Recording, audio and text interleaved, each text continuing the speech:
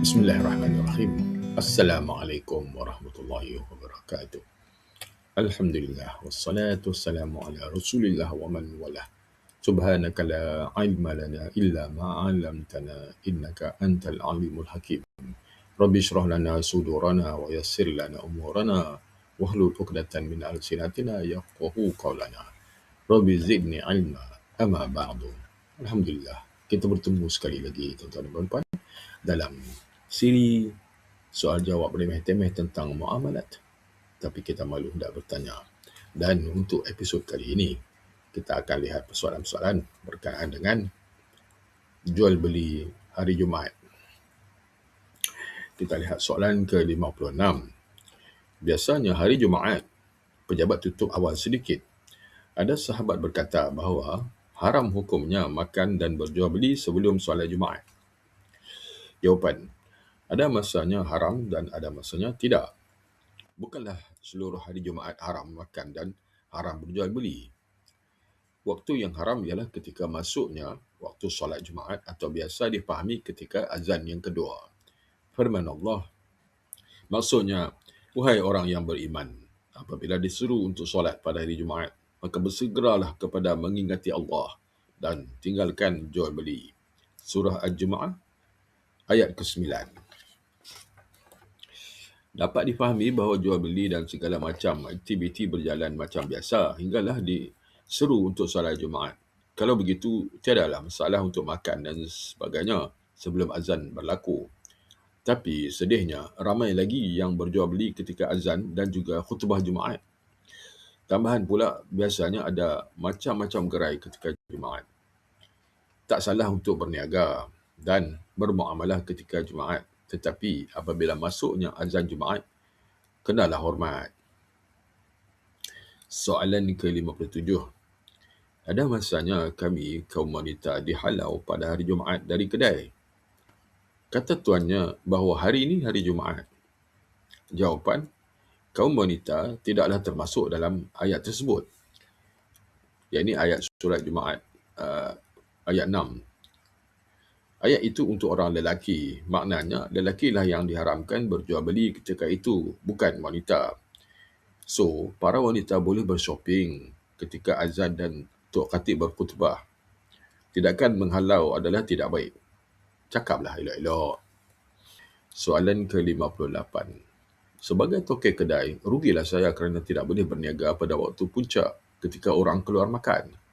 Jawapan, yang haram berniaga ialah lelaki sahaja. Kedai mana ada jantina. So, kedai boleh beroperasi macam biasa. Cuma pastikan pekerja yang menguruskan kedai adalah wanita. Soalan ke-59. Derma ada kalanya dikutip semasa Tok Khatib sedang berkhutbah. Bolehkah? Jawapan, eloknya derma dilakukan sebelum khutbah atau selepas khutbah. Kalau semasa khutbah, ia boleh mengganggu tumpuan jemaah kepada isi khutbah. Bukankah ada hadis Nabi SAW, riwayat Bukhari, bahawa sesiapa yang menyuruh kawannya diam ketika khutbah, maka dia, iaitu orang yang menyuruh diam, telah sia-sia.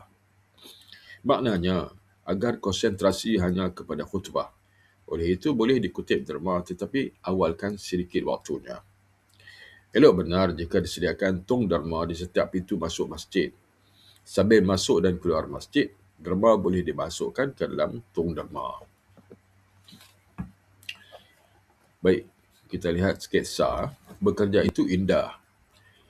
Anas bin Malik meriwayatkan bahawa seorang lelaki daripada kaum Ansar datang menghadap Rasulullah SAW dan meminta sesuatu kepada baginda. Rasulullah SAW bertanya, adakah kamu mempunyai sesuatu di rumah? Ada, ya Rasulullah, jawabnya. Saya mempunyai sehelai kain tebal yang sebahagian kami gunakan untuk selimut dan sebahagian kami jadikan alas tidur. Selain itu, saya juga mempunyai sebuah mangkuk besar yang kami gunakan untuk minum.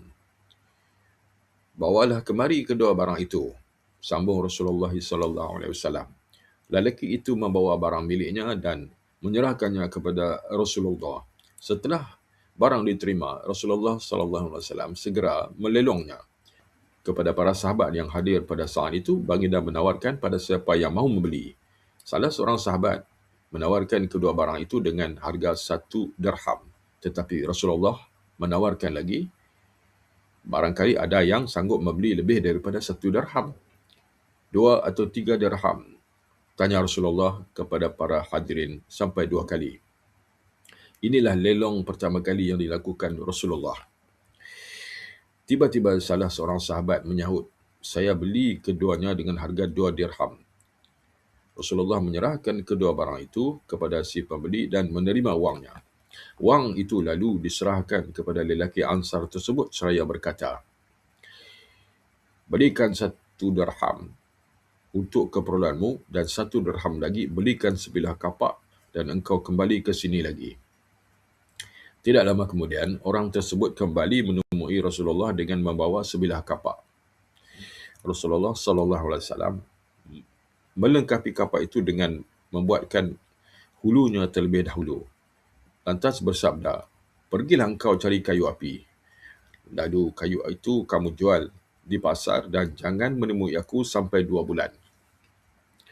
Lelaki itu taat melaksanakan perintah Rasulullah. Setelah 2 bulan berlalu, dia menemui Rasulullah dan melaporkan hasil kerjanya.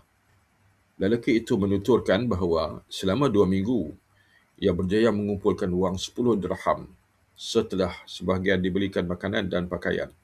Mendengar penuturan lelaki Ansar itu, Rasulullah bersabda, pekerjaanmu ini lebih baik bagimu daripada kamu datang sebagai pengemis yang akan membuatkan cacat di wajahmu kelak pada hari kiamat. Baik, sekian saja persoalan berkenaan dengan jual beli pada hari Jumaat untuk kali ini. Apa yang baik itu adalah daripada Allah Subhanahu Wa Taala dan yang mana yang terkurang itu daripada kelemahan dan kedaifan diri saya sendiri. InsyaAllah pada lain siaran kita akan sambung dengan persoalan-persoalan bertajuk khiyar dalam jual beli. Saya sudahi dengan wabillahi taufiq wal hidayah. Wassalamualaikum warahmatullahi wabarakatuh.